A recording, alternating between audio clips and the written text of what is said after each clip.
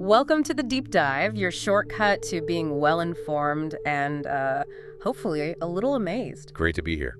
Today, we're really embarking on quite an extraordinary journey, kind of lifting the curtain on rituals that, well, they shaped an entire civilization's view of existence. Absolutely fundamental stuff. We're diving deep into the sacred embalming practices of ancient Egypt. It's this complex, profound process that really held the key to their beliefs about life, death, and that eternal journey beyond. So our mission today is to unpack the details, the intricate details of these rituals, try to grasp their profound purpose, and appreciate that ever-watchful divine presence overseeing it all, the god Anubis. A central figure, definitely. Yeah, and our guide for this exploration is excerpts from Anubis and the sacred embalming ritual. It's a fascinating source, gives us a glimpse into these very closely guarded secrets. It really set the scene. It does. Get ready to step into a world of, shadowed chambers, meticulous care, and this grand vision of immortality. Okay, Let's unpack this. Let's do it. So maybe we should start by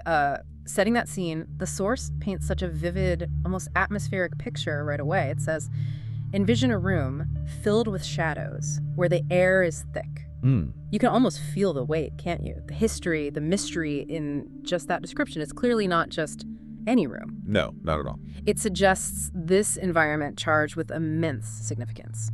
What do you think was the deeper purpose, or maybe the impact, of creating an atmosphere like that for these rites? Well, that imagery is incredibly evocative, isn't it? Yeah. And what's fascinating here is how the environment itself was really an integral part of the ritual's power. Right. The shadows, they weren't just about dim lighting. They would created this sense of separation from the everyday world, the profane world, marking the space's sacred liminal. A transition zone. Exactly. And the thick air that could be more than metaphorical. We know certain resins, incenses like frankincense and myrrh were used. Oh, interesting. Yeah, not just for preservation, but also for their potent aroma. It would fill the air, this heavy, sweet scent. So practical and symbolic. Right. It served multiple purposes, masking odors, obviously, but also purifying the space, physically and spiritually.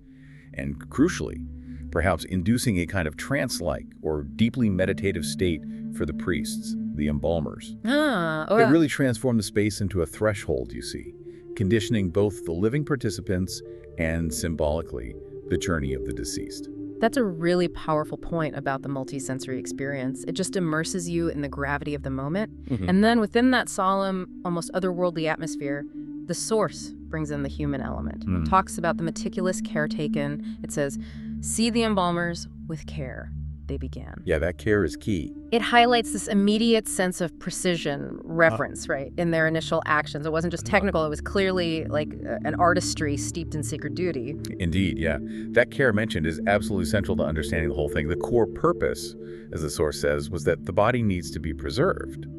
Simple statement, but huge implications. Right, because it wasn't just about stopping decay. Far more than that.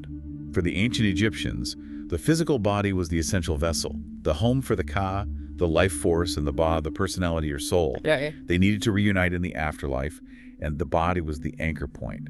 So the line, they take care, isn't just about being gentle. It signifies this foundational act of spiritual preparation. Wow. I mean, imagine the immense responsibility, knowing that the deceased's eternal journey kind of hinged on your every action. So pressure must have been immense. Absolutely. And their methods, honed over millennia, involved really intricate steps, removing organs, careful desiccation with natron salt, sometimes for up to 70 days. 70 days. Yeah, then anointing with precious oils, resins. While the exact formulas were secrets, the general process shows us profound empirical understanding of preservation for its time. So it's this incredibly complex dance there between the physical and the spiritual. And what's really intriguing, what sparks the imagination, is how guarded this knowledge was. The source explicitly states, the secrets of embalming, the processes of which no one knows. That phrase makes you wonder, doesn't it? What does that tell us about maybe the power dynamics or the perceived sanctity of this knowledge back then? Oh, that phrase, the processes of which no one knows, it speaks volumes.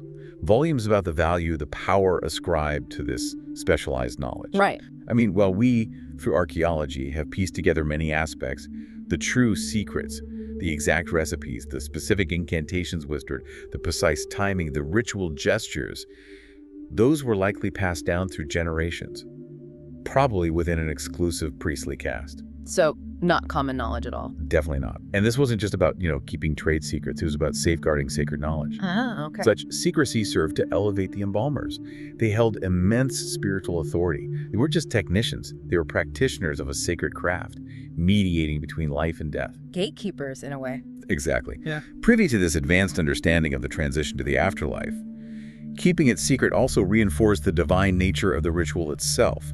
It suggested only a select few were worthy or capable of handling such powerful, otherworldly matters, ensuring that delicate balance between the physical and spiritual. That's fascinating how knowledge itself becomes this source of profound power and responsibility. And as this incredibly precise, secretive work unfolds in that shadowed chamber, there's an even higher power involved. An omnipresent guardian overseeing every step, the source tells us, above it all, watches Anubis. Yes. It conjures this powerful image, doesn't it? Divine oversight, a sense of absolute protection, a protector's watch. How might the embalmers, or maybe the deceased's family, have perceived Anubis's unseen yet ever-present watch in that sacred space? Oh, that image is incredibly potent. Anubis's blessing. Anubis sees everything. He is a protector. And this wasn't just passive observation, Right, not just watching. No. Anubis, the jackal-headed god, he was the divine patron of embalming and, crucially, the psychopomp, the guide of souls through the duat, the Egyptian underworld. All right, okay.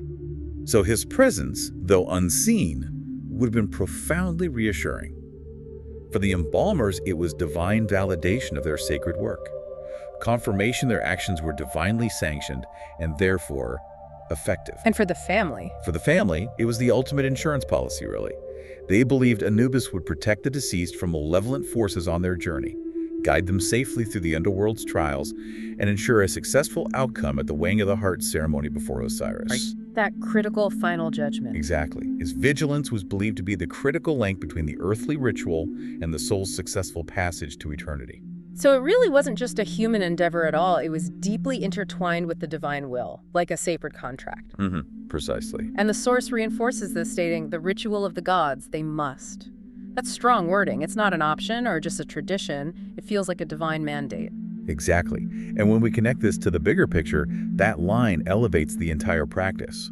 It's not just a funerary tradition, it's a sacred obligation, divinely ordained and essential for maintaining cosmic order. Matt, right, that concept of balance and order. Yes. They must implies this necessity imposed by the gods themselves. The Egyptians believed the gods set the rules for the cosmos, including the path to the afterlife. To deviate from these rituals, that would be inviting chaos. Not just for the individual. No, potentially for the entire community, for society. Anubis's presence ensured that this ritual of the gods was enacted correctly, fulfilling that sacred compact between humanity and the divine for continued existence. Wow. It really underscores how deeply religion permeated every single aspect of their society, especially around death and maintaining universal harmony. It was truly a matter of cosmic significance, not just personal grief. And all of this painstaking effort, the secrecy, the divine oversight, it all leads to one ultimate profound goal, doesn't it? It does. Our source distills it perfectly. They are doing this for the long run, a journey to eternity. Right. It wasn't really about an ending, it was about the ultimate beginning, a transformation. That's it precisely. The meticulous embalming, the sacred shadowed chamber, those specialized tools we talked about, the guarded knowledge, and critically, Anubis's protective presence, all of these components converged on that singular, profound objective. The path to immortality, to live on in a new body. A new body. Yeah, and for the ancient Egyptians, this new body didn't necessarily mean physical resurrection, quite as one might think of it today, but a transformation. Okay. The preserved body served as a permanent home, right? A physical anchor for the Kal and Ba to return to. This enabled the deceased to interact with the living world, receive offerings, ensuring continued existence. So it's an ongoing connection. Exactly. It wasn't an ending, but a new phase. A cyclical rebirth, mirroring the sun's daily journey or the Nile's annual flood. Their entire belief system really revolved around this profound quest for eternal life. Seeing death not as a final stop, but as a critical stage in an ongoing grand cycle of existence. What an incredible perspective. Viewing death as such an active, transformative stage rather than just the end. It really makes you rethink our own modern understanding sometimes. It certainly does. So, just to recap our deep dive today, we've journeyed into those hallowed, shadowed chambers where the sacred embalming rituals of ancient Egypt took place. Mhm. We've explored the careful, secretive art of the embalmers, relying on specialized tools and knowledge, much of which still remains veiled as those secrets of which no one knows. Still mysteries there. Definitely. And throughout it all, we've understood the crucial divine presence of Anubis, the protector, whose watchful eye guided the deceased on their profound journey to eternity, ensuring the path to immortality. And maybe, perhaps the true secrets of embalming, the ones no one knows, weren't just about the physical methods or the chemical compounds. Yeah, interesting point. Maybe they were about the profound spiritual, philosophical, and cultural beliefs woven into every single thread of that ritual.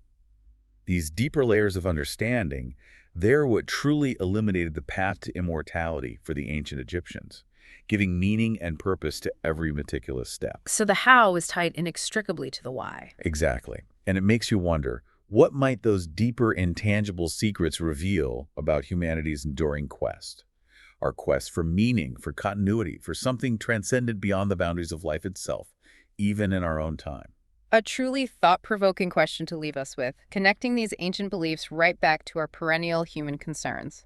Thank you so much for joining us on this fascinating deep dive into ancient Egypt. My pleasure. We hope you, listening, have gained a new appreciation for the intricate beliefs and practices that define their understanding of life's ultimate journey. We'll see you next time on the Deep Dive.